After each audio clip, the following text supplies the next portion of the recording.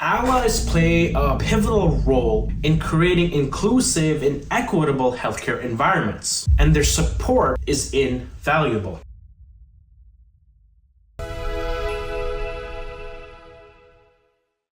The burden of discrimination is felt most acutely by marginalized communities. The responsibility to combat it is shared by all. Allies can use their positions to amplify the voices of those who might otherwise be overlooked or silenced. But allies can also help to challenge the status quo. Non-marginalized individuals often have the privilege to challenge discriminatory policies and practices without facing the same repercussions than marginalized individuals. And finally, allies can educate their peers, dispelling myths and biases and fostering understanding. Being an ally is an active role and requires continuous effort. The first is to listen actively, to understand the experiences and concerns of marginalized individuals and minorities without overshadowing or dismissing them. The second is to educate yourself. Continuously seek knowledge about different cultures, histories, and challenges faced by different communities. Third is to speak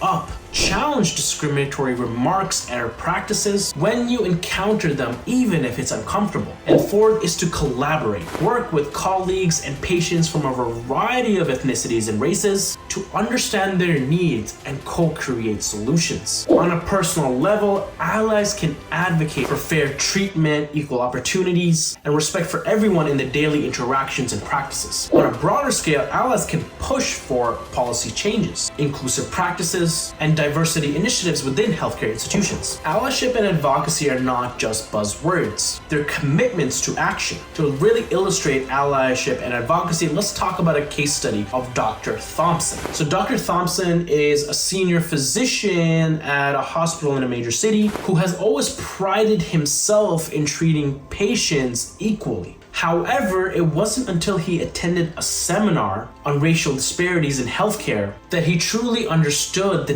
depth of this issue. So one day, a young black nurse named Keisha approached Dr. Thompson with concerns about a recurring issue. She noticed that some of her colleagues often dismissed the pain complaints of black patients, attributing their concerns to over-exaggeration or seeking medication. Keisha felt isolated and unsure about how to really address the situation, fearing backlash or being labeled as difficult. Recognizing his position of privilege and influence within the hospital, Dr. Thompson decided to act as an ally. He organized a series of workshops on racial biases and pain management, inviting experts to speak on the topic.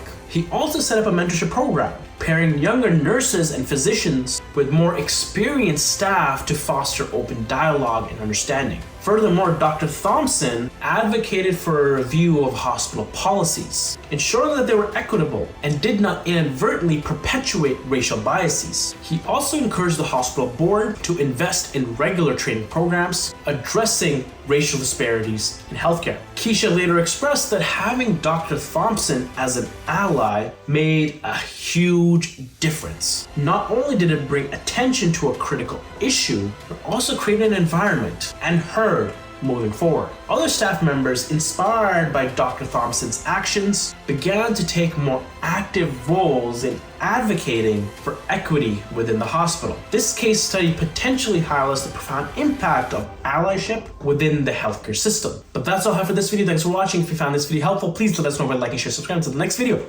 Take care.